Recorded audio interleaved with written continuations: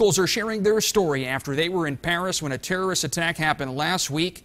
It happened Tuesday when a man attacked police guarding the Notre Dame Cathedral, and the locals happened to be in that church when it all went down. News Channel 6's Samantha Williams talks with them today. She joins us now with their story. While touring Europe, the locals had a layover in Paris last Tuesday, so of course they made the most of it. The Notre Dame Cathedral was at the top of their list to visit. Little did they know that day would be a lot more eventful than usual. The police, there was just a click and a lockdown on those doors, and we knew something was wrong. Joanne Paulus and her group later found out that they were in the middle of a terrorist attack. A man used a hammer to bash a Paris police guard in the head right outside of the Notre Dame Cathedral. All the while, the attacker was crying, "This is for Syria." He was then shot and wounded by officers.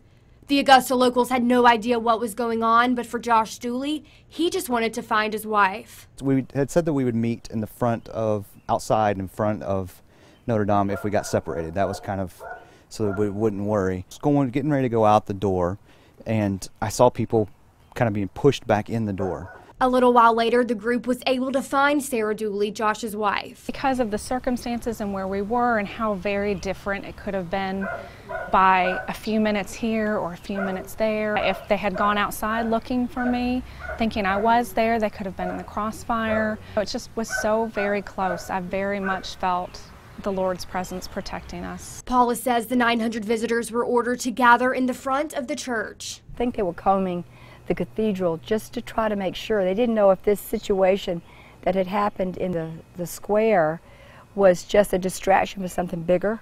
I did feel very peaceful. I mean, I felt the Lord's presence there with us.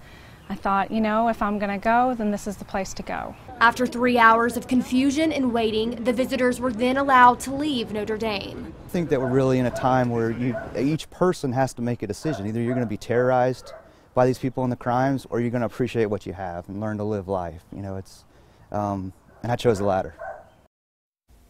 Josh says there were hundreds of police with machine guns lining the blocks surrounding the cathedral, and Sarah says it is evident France has stepped up its security after the string of Islamic attacks. Katie, back to you.